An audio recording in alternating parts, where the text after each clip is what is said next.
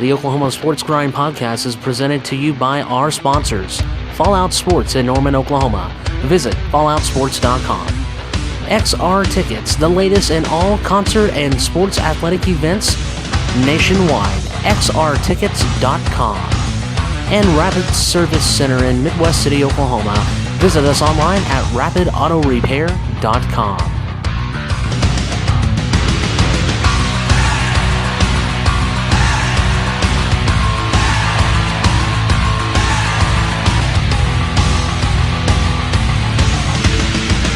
Welcome back to the Oklahoma Sports Grind. I'm Austin Wood, and I'm here with Andrew Tice. And we're going to do our weekly preview and our picks this week. We have lots of games to go through, so let's go ahead and jump into it. What do we have on slate for this week? Yeah, let's talk about the first game. It is a Thursday night game this week at Putnam City Stadium. The Choctaw Yellow Jackets will travel to take on the Putnam City Pirates. Yeah, that's a 6A2 versus 6A1 game there. Putnam City coming off of a win last week over PC North. Yeah. Choctaw coming in with a lot of momentum too after that Week 1 win. I think it's going to be a good game. I think Choctaw can establish the run. They still have a young quarterback. They still have some things that they need to work through there.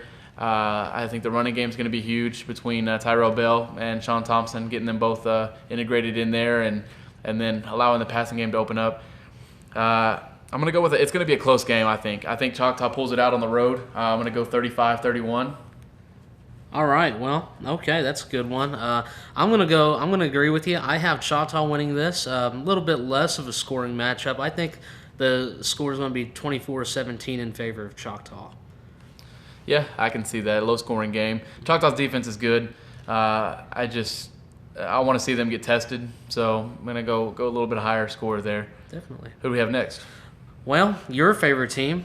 We have Norman at Edmond Deer Creek. Yeah, Deer Creek. Yeah, I'm high on these guys. These guys are good. Norman last week. I think coming into this game, Deer Creek, they're going to look to establish the run. They're very physical up front. Defensively, they're pretty good too.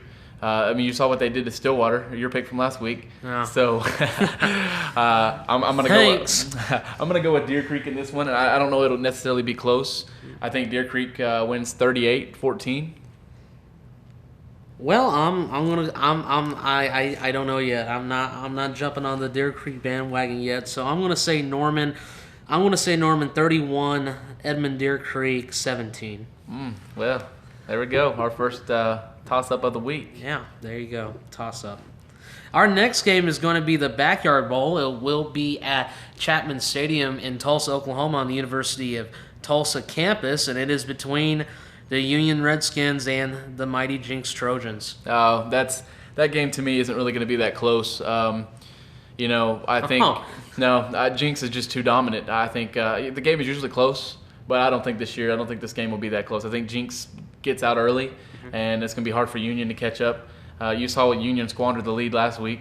I think Jinx pulls this one out. I think they're going to put up some points, as South Lake Carroll did. I'm going to go 45-24. In the favor of Jinx Trojans. Well, I'm agreeing with you on that. I think Jinx is overall the better team. There's a little history between the whole regular season matchup. Whoever wins the regular season ends up losing the state championship if they play each other. But even if I pick Jinx in this game or Union, I still think overall Jinx will win the state championship. But I'm going to go ahead and say Jinx 35-7. 35-7. Yeah, That's a romping right there. Yeah. Our next game is going to be another Thursday night game down in Lawton, Oklahoma at the University. At Cameron Stadium, and it's going to be the Dell City Eagles traveling to take on the Lawton Eisenhower Eagles. Yeah, and Battle of the Eagles there. I'm going to go with the red and black in this game. I think the Dell City offense is going to be too much. The Eisenhower Eagles, Lawton Ike, they got pounded last week. I still question this Dell City defense. I just think that they're going to give up a lot of points. I think that it's going to be a high-scoring affair. I'm going to go 55-42 in favor of the Dell City Eagles. Lawton Eisenhower, they have Rico Busey as the wide receiver, and he's done a phenomenal job for them. But I think, and like I said at the beginning of the season, Dell City has probably the number one offense in Class 5A.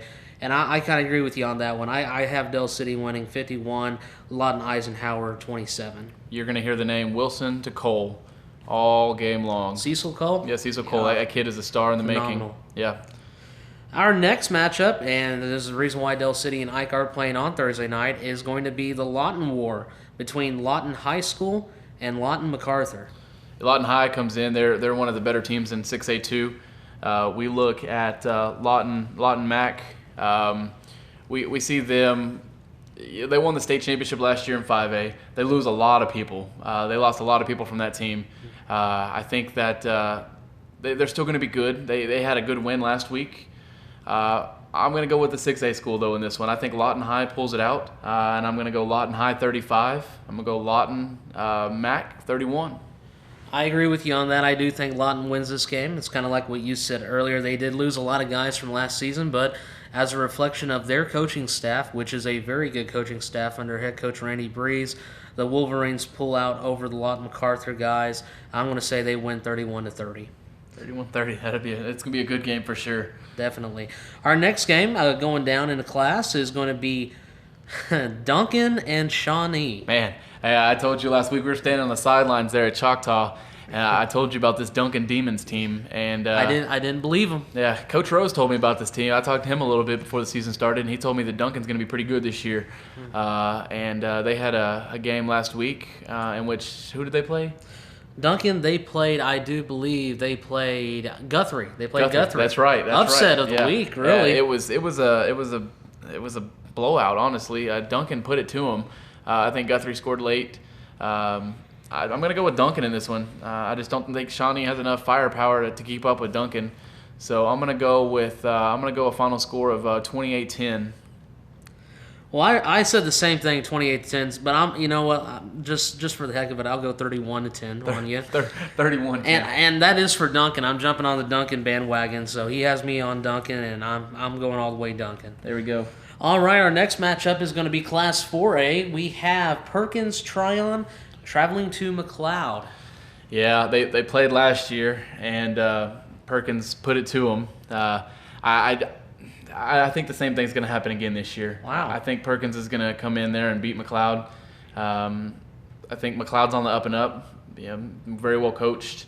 I just don't know if they necessarily have the depth to stay with Perkins. I think I'm going to go with Perkins in this one. I think it's going to be 35-17. Okay, well, I'm going to kind of go the other way. I think McLeod has a chip on their shoulder from the Bethel game last week, and I think Rusty Hall will have his guys going. And I have McLeod winning 21-14. Yeah, all right, there we go. Another game that's opposite. Yeah.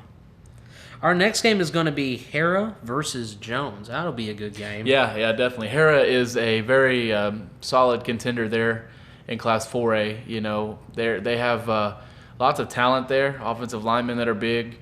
J.D. Reynolds is a strength and conditioning coach out there at Hara, and so he's coaching up those boys, and while he's also training them too. Jones under Coach Martin, they're not bad. I still think that Hara's going to win this game though. As far as a score, I'm going to go 28-13, favor of the Hara Panthers. That's a really interesting matchup between Hara and Jones. I do think Hara is the better team in this game, but you can never count out Jones. They've had a lot of games the last couple of years where they've sneaked up on a lot of players. But I do have Hara as a better team, and I have Hara winning 35-17. Our next game is going to be Tecumseh versus Seminole. Yeah, the Savages playing Seminole. I like Seminole in this one, and I like Seminole big. I think Seminole's going to put it away early. I think the game will probably be over by halftime. I'm probably going to go 49-13. I'm going to go ahead and say Seminole's going to win as well, but I do think Tecumseh is a lot better football team than last season. I think they're better than their 2-8 record, but I still think Seminole wins this one big. I'm going to say 38-10. Our next matchup is going to be in Class 2A. It is going to be Christian Heritage Academy and Mount St. Mary. Yeah, we talked about this game a little bit. Mount St. Mary being in the higher class. Mount St. Mary is in Class 3A.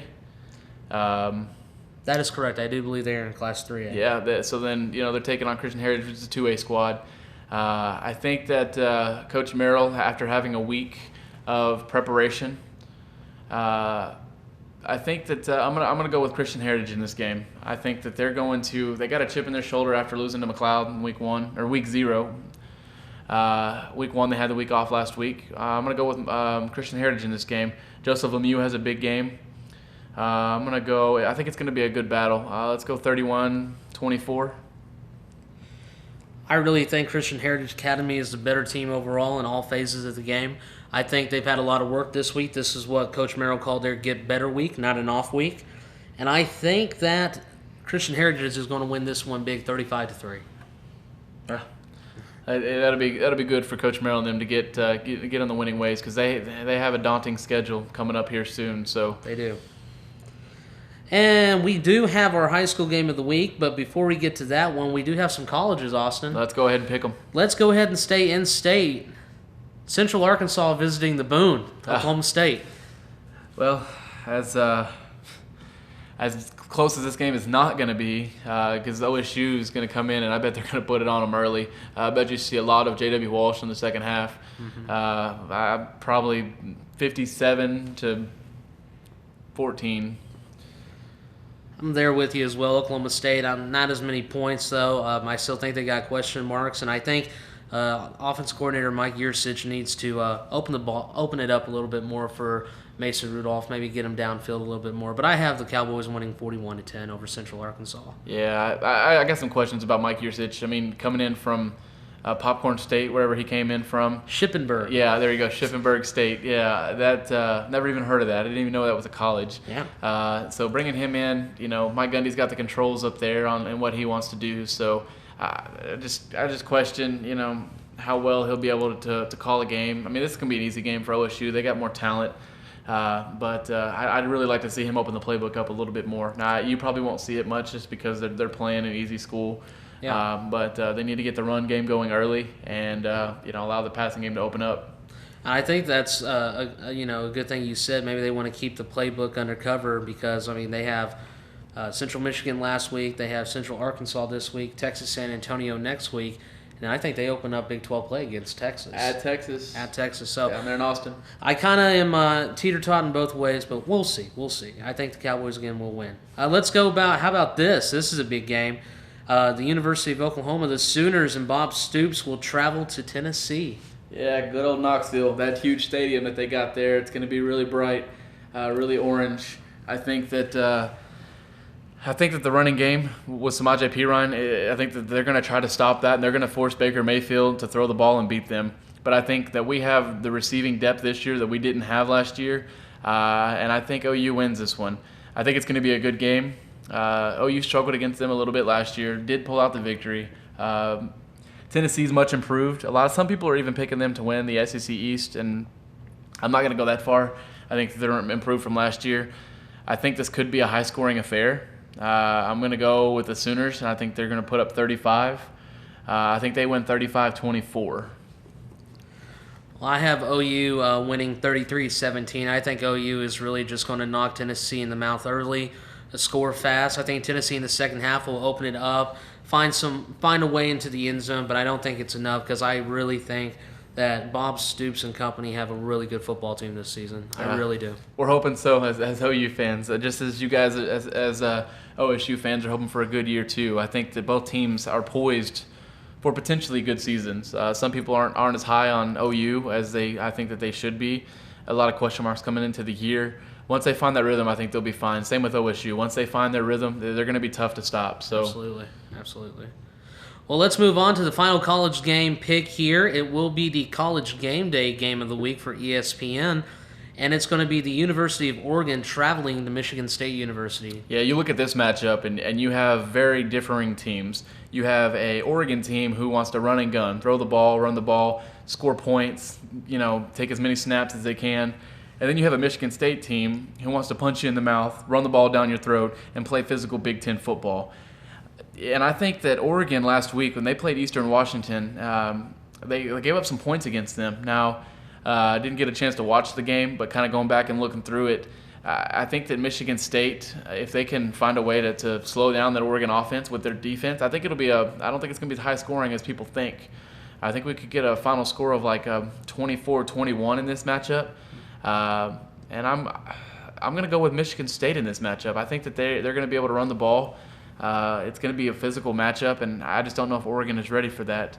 So I'm going to go with Michigan State. I'm going to go 24-21. I have Michigan State winning as well. A little bit on the heavier side on my end, 38-17. But you can never really count out Oregon. No. They've had last season games that they were picked to lose. They came back and just beat them 56-17 in the second half. So. But I do think Michigan State is overall the better team against Oregon, especially when they lose a really good quarterback in Marcus Mariota. I agree. And those are our college picks right there for the OK Sports Grind this week. And our high school game of the week is, we're coming back home, Austin. We are. Midwest City, Carl Albert versus Midwest City at Jim Darnell Stadium at Rose Field. Yeah, that'll be this Friday night at 7 o'clock. I think it's an intriguing matchup. I think you look at this matchup, Midwest City coming off of a tough loss up there at Booker T, giving up 2 special teams touchdowns. And then you look at Carl Albert, potentially almost scoring 2 special teams touchdowns last week with Diego Richards if that one wasn't called back. So that right there is kind of an interesting thing to watch. Special teams is a tough thing to coach. I think it's a tough thing to plan for. It's really just about being in your gaps, filling your gaps correctly, and getting out there and making a tackle.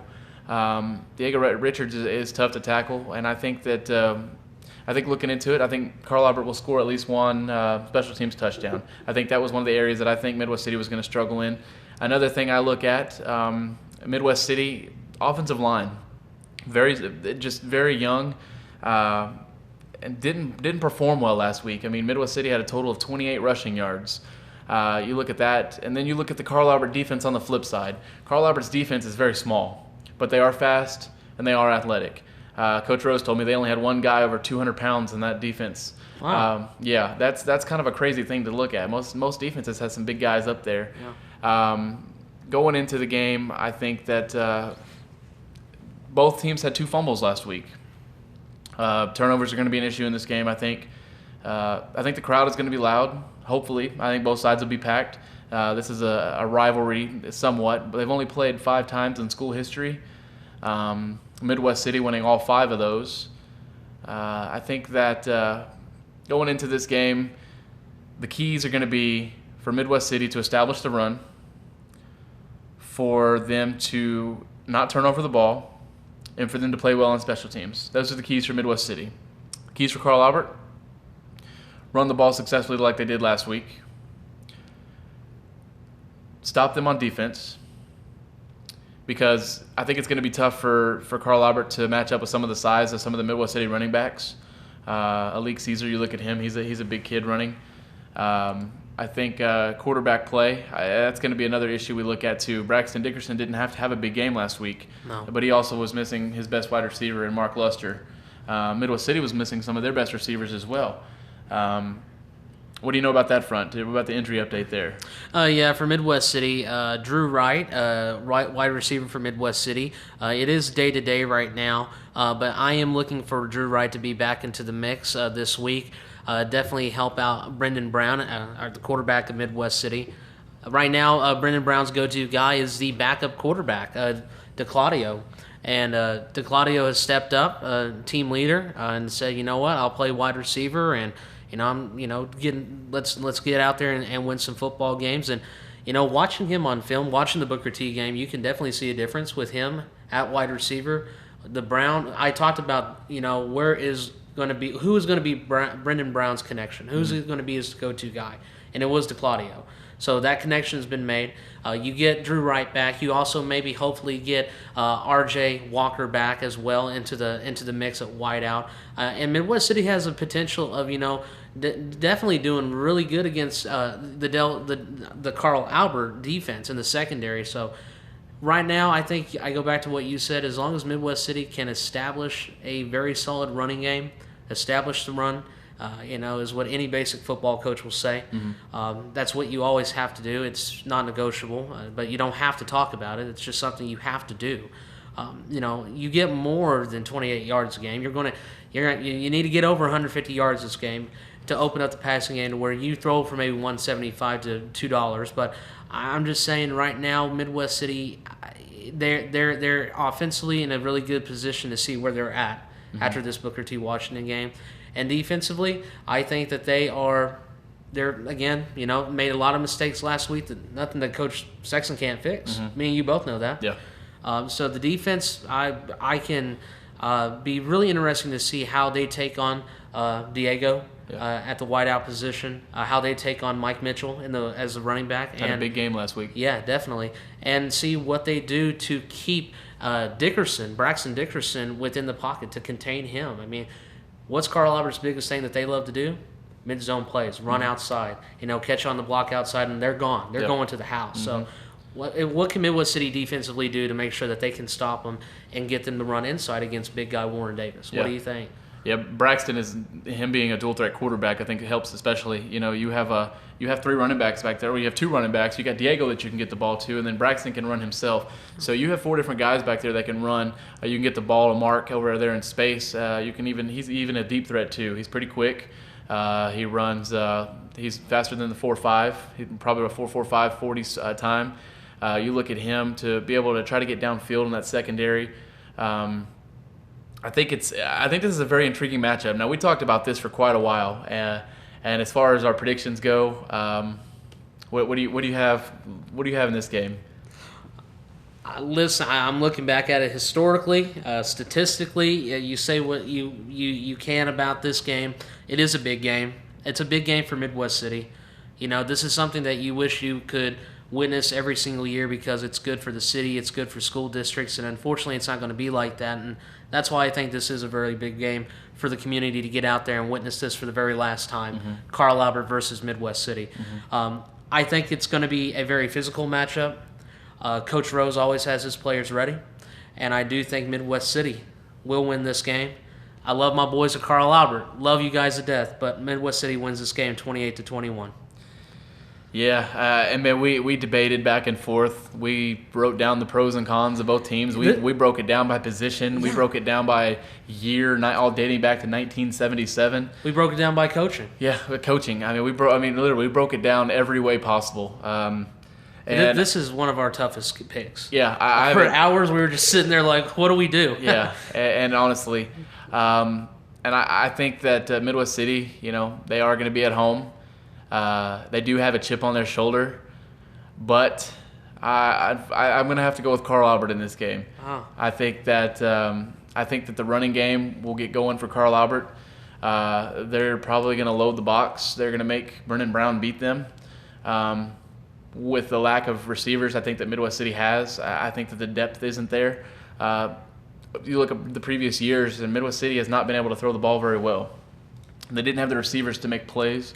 They've relied heavily on their run game. You look at offensive line is a question for me for Midwest City. All 5 new guys on the line. You look at the line for Carl Albert. You got Tyler Banta. You got Blanton there. You got 3 guys there that are returning starters, and those are big hog mollies up front. That's going to be a good matchup to watch, especially the defensive line for Midwest City. They're on a 3-4 now, so that makes things a little bit easier to run on. So I don't know about the Carl Albert passing game. I think that they're going to have to win, and it's going to come down to special teams. I think that's going to be the difference in this game. As much as you say Midwest City is going to practice on it this week, I think Diego Richards finds a way, whether that is on a kickoff or a punt return. I think that's the difference in this game. I'm going to go 24-17. I'm going to go Carl Albert. Wow. And to talk about a chip on their shoulder, Carl Albert, they even have a chip on their shoulder because, again, per IwasAtTheGame.com, they've never beaten Midwest City in a regular season game. So I think that's something that these kids can be proud of if that's done. Yeah. Because that's big for the community again. It's big. Yeah, we looked at it. Every other year, Carl Albert has been shut out. And they were shut out last season. So this year they're due for points, just statistically speaking. I think it's going to be a fun game. I think it's tough to say that Midwest City is going to start out 0-2, and then you look down the road next week, they have Dale City there too. They just have so many question marks for me that they have to get answered. I still think that they're going to be a playoff team in 6A2. Midwest City? I think so. These are non-district games, so these don't really matter as much. This is more for bragging rights this week. And it's just another game that we have for bragging rights here at the OK Sports Grind between yourself and I. So it makes it fun. It does. That'll do it for this week.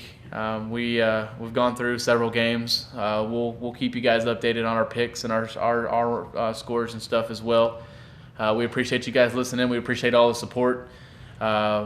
We'd also like to mention we have now partnered with xrtickets.com, and they will be presenting a player of the game. So this week we will have a presentation after the game is over with, and it will be brought to you by xrtickets.com. Make sure that you check them out. They give away they have tickets for any sporting event, concert, anything like that you're looking to attend. Make sure you go check out XR Tickets, stands for Extra Rare Tickets.com. Sean Norman and Matt Vineyard, they're running that, and they do a great job with that. They're great guys. Yeah, they are great guys. Also former Bombers. Sean Norman he played for the state championship team in '95. And speaking of that, real quick before we let go, this is again Carl Albert Midwest City something special. It's a special game, but the 1995 Midwest City Bomber football team will be recognized at the game before the game, and I do believe at halftime. I'm not sure how that works, but if you guys know anybody out there, anybody that's listening that knows anybody from the 1995 football season that is unaware of this, again, be at Rose Field this Friday night at 7 p.m., or I'll go ahead and be safe and say 6:30 p.m., and they'll be recognizing, again, the undefeated number 2 team in the nation back in '95. Yeah, that was the last team to win it in 6A besides Jinx Union. So, hopefully we can see a team from the West Side win it. I think Mustang's got a good shot this year. I mean, Chandler Garrett, what 72 points in week 1 against Yukon. That was entertaining for sure. But we'll go ahead and wrap it up. We appreciate you guys listening. Check us out next time. Thank you for listening.